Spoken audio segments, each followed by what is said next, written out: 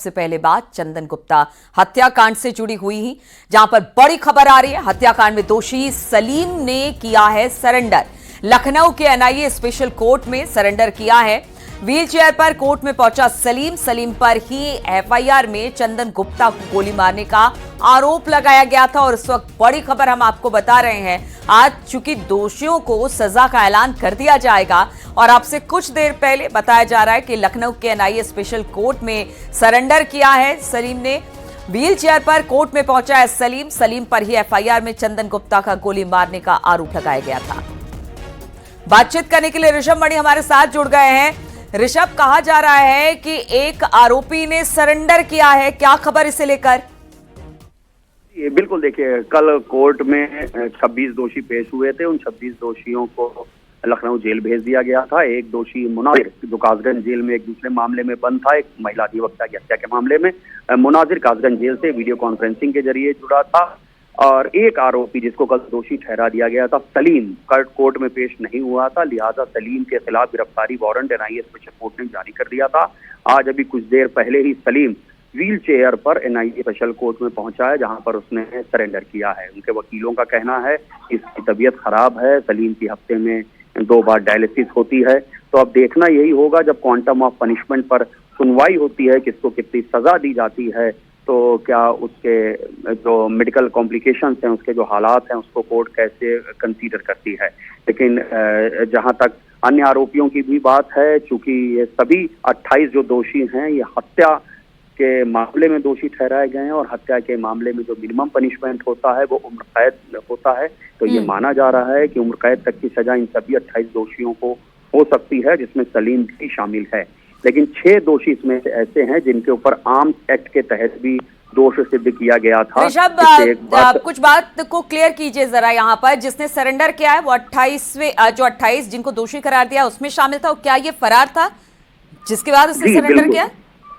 जी बिल्कुल, 28 दोषियों में सलीम शामिल हैं, लेकिन 26 दोषी कोर्ट में पेश हुए थे।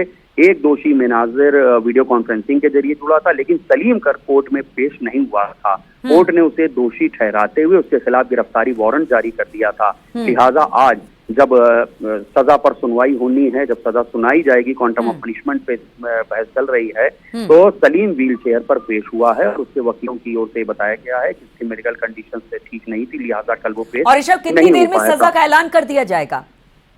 देखिए, अभी क्वांटम ऑफ पनिशमेंट के ऊपर बहस हो रही है। जो 26 आरोपी हैं वो लखनऊ जेल से वीडियो कॉन्फ्रेंसिंग के जरिए जुड़े हुए हैं।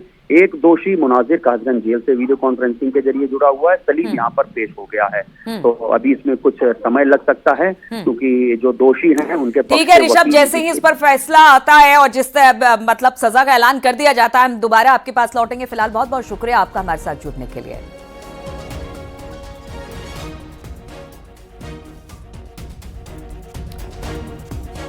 तो कासगंज में चंदन गुप्ता मर्डर केस में आज सजा का ऐलान होगा। कोर्ट आज सभी 28 दोषियों को सजा सुनाएगी। आपको बता दें कि साल 2018 में 26 जनवरी को तिरंगा यात्रा के दौरान चंदन गुप्ता की हत्या कर दी गई थी और इस मामले में कोर्ट ने 28 आरोपियों को दोषी पाया था, जबकि 2 लोगों को कोर्ट ने बरी कर दिया था। लखनऊ में एनआईए की विशेष अदालत ने यह फैसला सुनाया है। चंदन के पिता ने कहा कि सत्य की जीत हुई है, उम्मीद है दोषियों को सख्त सजा मिलेगी।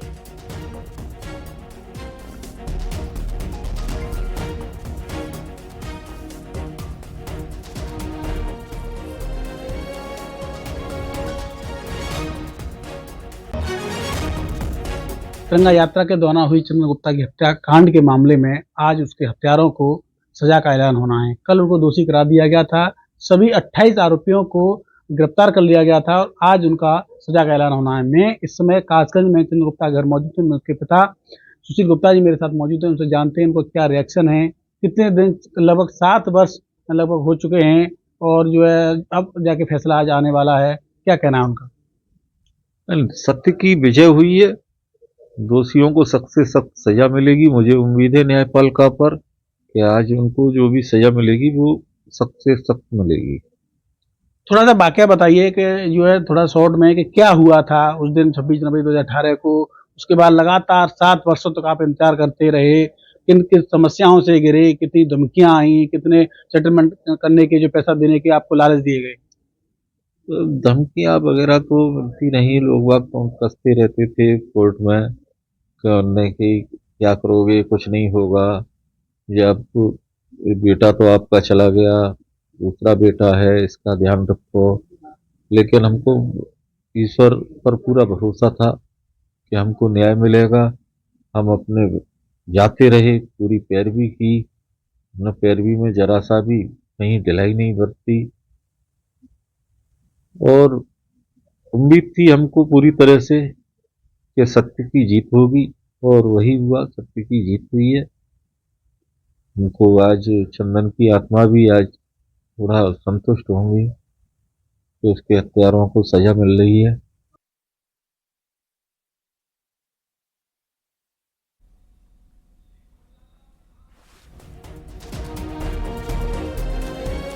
और चंदन गुप्ता की हत्या के मामले में आज एनआईए कोर्ट लखनऊ में सजा का ऐलान करेगी। 28 आरोपियों को दोषी करार देने के फैसले के बाद चंदन गुप्ता की मां ने कल से ही अन्न जल छोड़ दिया है और माता रानी के मंदिर में अखंड ज्योति जलाई है। उन्होंने चंदन के हत्यारों को फांसी की सजा की इच्छा जताई है।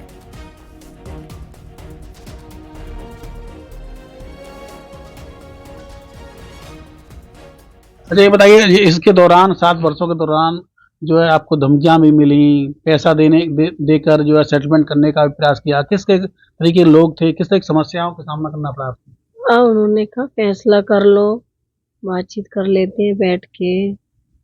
और हमने कहा हम उस पैसे को कहाँ यूज करेंगे, कैसे रखेंगे, हमारी आत्मा कैसे गवाह कर सकती है कि चंदन के हत्यारों से हम पैसा लें और ये सब करें। ये हम एग्री नहीं हो पाए, और चंदन के दोषियों को सजा मिलनी चाहिए, हमें ये सब नहीं करना है। कल से आपने अन्न जल छोड़ दिया है, व्रत रखा है, माता रानी भोले बाबा के आगे आपने एक अखंड ज्योति जलाई है, क्या उम्मीद है आपको? माता रानी से उम्मीद है कि वो हमारे न्यायालय में सही सुनवाई करवाएंगी, और हमें सब पे भरोसा है, न्यायालय पे पूरा भरोसा है कि चंदन के दोषियों को सजा देंगे, सख्त से सख्त सजा देंगे। गोली मारने वाले को जरूर फांसी की सजा दी जाएगी। और चंदन गुप्ता की बहन कीर्ति गुप्ता ने बताया कि 7 साल तक चली लड़ाई में चंदन के दोस्तों ने भी साथ नहीं दिया। सेटलमेंट के लिए है ना प्रेशर बनाया गया था कि सेटलमेंट कर लो, न्याय पे भरोसा मत करो, बहुत ज़्यादा टाइम लग जाएगा लड़ते लड़ते, एंड सब कुछ चला जाएगा आपका, लेकिन है ना कुछ मिलेगा नहीं, आप है ना सेटलमेंट कर लो। लेकिन हमने सेटलमेंट नहीं किया, फाइनली तक उम्मीद नहीं हारी एंड लड़ते रहे। आज वो दिन है जो न्याय आने वाला है। एंड चंदन के कुछ दोस्त थे जो बचपन से उसके साथ थे, लेकिन जब हमने बोला था कि सपोर्ट में खड़े हो जाएं वो लोग, लेकिन वो सपोर्ट में खड़े नहीं हुए। लेकिन लास्ट में जब एकदम सडनली सुनने में आया कि उनको पैसे दिए गए हैं, उससे उनको अपोजिट साइड से गवाही देने के लिए बोला गया, तो बहुत ज़्यादा हिट किया गया था। और संभल के एसपी जियाउर रहमान एसपी सांसद जियाउर रहमान बर्क को इलाहाबाद हाईकोर्ट से तगड़ा झटका लगा है। हाईकोर्ट ने संभल हिंसा में सांसद बर्क के खिलाफ एफआईआर रद्द करने की मांग ठुकरा दी है। हाईकोर्ट ने कहा कि एफआईआर रद्द नहीं होगी और पुलिस की जांच जारी रहेगी। हालांकि हाईकोर्ट ने बर्क की गिरफ्तारी पर फिलहाल रोक लगा दी है। हाईकोर्ट ने कहा कि पुलिस सपा सांसद से पूछताछ कर सकती है और बर्क को पुलिस की जांच में सहयोग करना होगा। आपको बता दें कि 24 नवंबर को सर्वे के दौरान शाही जामा मस्जिद इलाके में हिंसा हुई थी, जिसमें जियाउर रहमान बर्क के खिलाफ एफआईआर दर्ज की गई थी।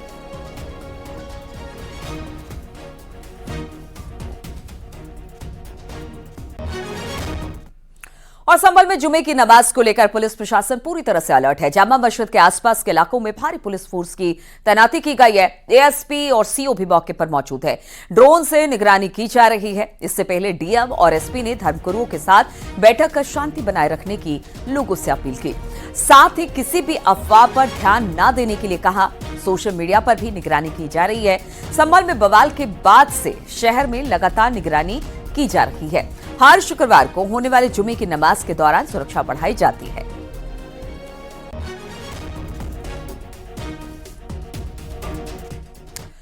और मंत्री धर्मपाल सिंह ने संभल सर्वे रिपोर्ट को सही बताया है। उन्होंने कहा कि रिपोर्ट से असलियत सामने आई है। उन्होंने मुगलों पर निशाना साधा और कहा कि हकीकत बदलती नहीं है, अवशेष रखी जाते हैं। ओवैसी के पुलिस चौकी पर दिए बयान पर उन्होंने कहा कि आपराधिक किस्म के लोगों को पुलिस चौकी से खतरा है, वहीं लोग इसका विरोध कर रहे हैं। ये सर्वे रिपोर्ट यथार्थ है। हमारे देश पर 600 वर्ष मुगल शासन काल रहा, 200 वर्ष ब्रितानी हुकूमत रही। इन 800 सालों में हमारे देश की दिशा, दशा, दर्शन सभी में परिवर्तन किया गया और स्थितियां बदलती नहीं हैं। कहीं ना कहीं सारी चीजें अवशेष में प्रवाहित रहती हैं। अब जो खुदाई का काम जो चल रहा है वो वास्तविकता से प्रेरित है, असलियत सामने आ रही है, इसलिए लोगों को खराब भी लग रहा है, क्योंकि असलियत सामने आने से उनका जो जो धांधलेबाजी कर रहे थे, जो असलियत को छिपाने का काम कर रहे थे, वो बाहर आ गया है, इसलिए उन्हें बहुत कठिन। मुरादाबाद के पूर्व एसपी सांसद डॉक्टर एसटी हसन ने जामा मस्जिद के पास पुलिस चौकी बनाए जाने का विरोध किया है। उन्होंने उस जगह को वक्फ की संपत्ति बताया और कहा कि इस तरह के पुलिस चौकी बनाना सही नहीं है। पूर्व सांसद डॉक्टर एसटी हसन ने पुलिस चौकी को अवैध बताया। ओवैसी एक बयान का समर्थन किया। वक्फ की संपत्ति है, जैसा कि हमें भी हमारे सूत्रों से पता चला है कि वो संपत्ति वक्फ की संपत्ति है। उस जगह पे पुलिस चौकी बनाना मुनासिब नहीं है और न ही बननी चाहिए।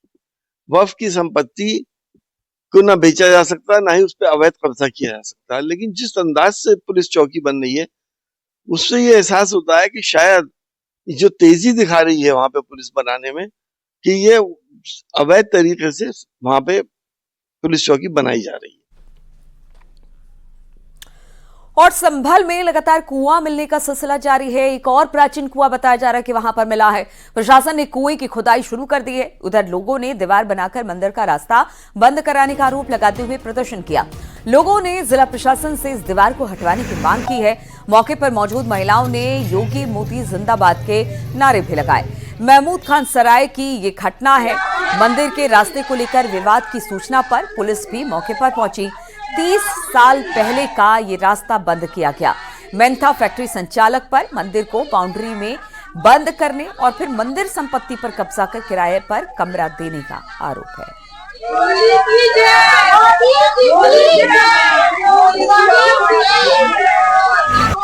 बताते हैं हम प्रकाश रामचंद्र की हराजी में है ये, उसकी दीवार कर दी गई है और दूसरी तरफ से उसका रास्ता दे दिया गया है।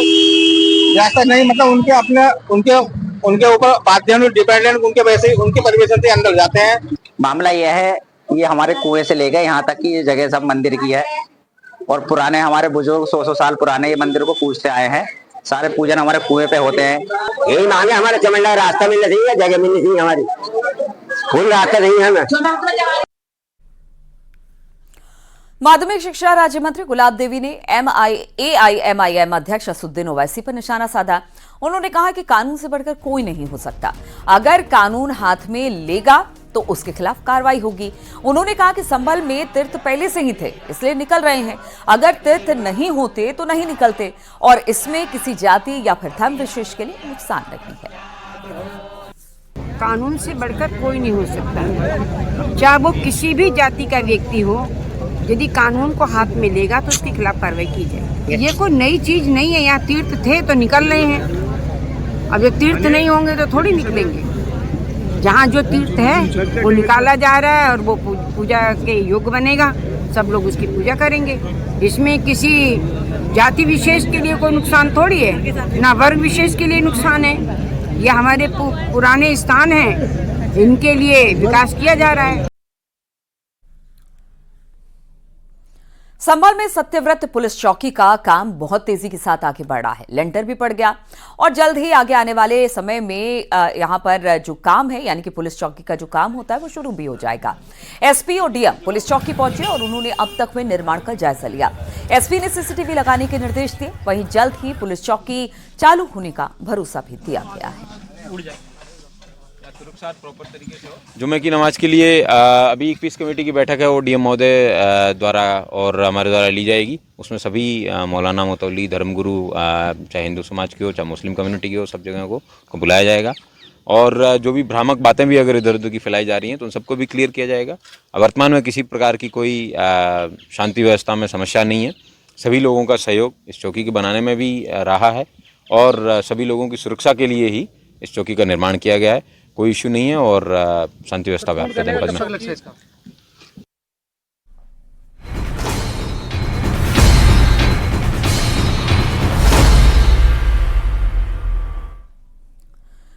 मशहूर कवि कुमार विश्वास ने बिना नाम लिए सैफ अली खान और करीना कपूर के बेटे तैमूर के नाम को लेकर सख्त शब्दों में एतराज जताया है। विश्वास ने इशारों ही इशारों में कटाक्ष करते हुए कहा कि आक्रमणकारी, लफंगे और रेपिस्ट के नाम पर प्यारे बच्चों का नाम रखने को लेकर मशहूर हस्तियों को सतर्क रहना चाहिए। मन से बोलते हुए कुमार विश्वास का वीडियो वायरल हो रहा है। वीडियो मुरादाबाद की यूनिवर्सिटी का बताया जा रहा है, जहां पर 30 दिसंबर को कुमार विश्वास पहुंचे थे और उन्होंने ये बातें कही। माया नगरी में बैठने वाले लोगों को ये समझना पड़ेगा कि देश क्या चाहता है। क्या बात है, आहा, वाह। अब ये चलेगा नहीं कि लोकप्रियता हमसे लोगे, पैसा हम देंगे, टिकट हम खरीदेंगे, हीरोइन हम बनाएंगे, हीरो हम बनाएंगे और तुम्हारी तीसरी शादी से औलाद होगी तो उसका नाम तुम बाहर से आने वाले किसी आक्रमणकारी के नाम पर रख लोगे। ये चलेगा नहीं। क्या बात है, वाह वाह वाह, जिंदाबाद, वाह वाह वाह। इतने नाम पड़े हैं यार, कुछ भी रख लेते तुम। रिजवान रख लेते, उस्मान रख लेते, यूनुस रख लेते, हुजूर के नाम पर कोई नाम रख लेते। तुम्हें एक ही नाम मिला। जिस बदतमीज आदमी ने, जिस लंगड़े आदमी ने हिंदुस्तान में आकर यहाँ की माँ बहनों के साथ बलात्कार किया, वो लफंगा ही मिला तुम्हें इस प्यारे से बच्चे का नाम रखने के लिए। और अब अगर इसे हीरो बनाओगे तो इसे खलनायक तक नहीं बनने देंगे। ध्यान रखना, हम ये भारत जागा हुआ है, नया भारत। और इससे पहले कुमार विश्वास ने बॉलीवुड अभिनेत्री सोनाक्षी सिन्हा और जहीर इकबाल की शादी पर निशाना साधा था। उन्होंने कहा कि बच्चों को रामायण और महाभारत पढ़ाना जरूरी है। कहीं ऐसा ना हो कि घर का नाम रामायण हो और घर की लक्ष्मी को कोई और उठा कर ले जाए। अपने बच्चों को नाम याद कराइए, सीता जी की बहनों के, भगवान राम के भाइयों के। एक संकेत दे रहा हूं, जो समझ जाए उनकी तालियां उठें। अपने बच्चों को रामायण सुनवाइए, गीता पढ़वाइए, अन्यथा ऐसा ना हो कि आपके घर का नाम तो रामायण हो और आपके घर की श्री लक्ष्मी को कोई और उठा के ले जाए, तब पढ़ रहा। लखनऊ में सीएम आवास के आसपास अब सुरक्षा को बढ़ाया जाएगा। सीएम हाउस जाने के entry exit check point high tech मशीनें लगने की तैयारी हो रही है। गृह विभाग ने सामानों की खरीद के लिए बजट जारी कर दिया है। इसके अलावा वाराणसी, गोरखपुर, बलरामपुर के धार्मिक स्थलों और एनेक्सी भवन में भी सुरक्षा के चाक चौबंद इंतजाम किए जा रहे हैं। वाराणसी और गोरखपुर के गोरखनाथ मंदिर में 2-2 एनेक्सी भवन बनाए जाएंगे।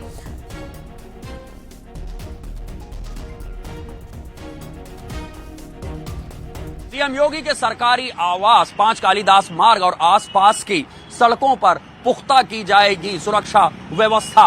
सुरक्षा उपकरणों की खरीद के लिए गृह विभाग की ओर से 21 करोड़ रुपए का बजट जारी कर दिया गया है। सीएम के सरकारी आवास 5 कालीदास मार्ग के कई महत्वपूर्ण स्थानों पर सुरक्षा व्यवस्था कड़ी की जाएगी।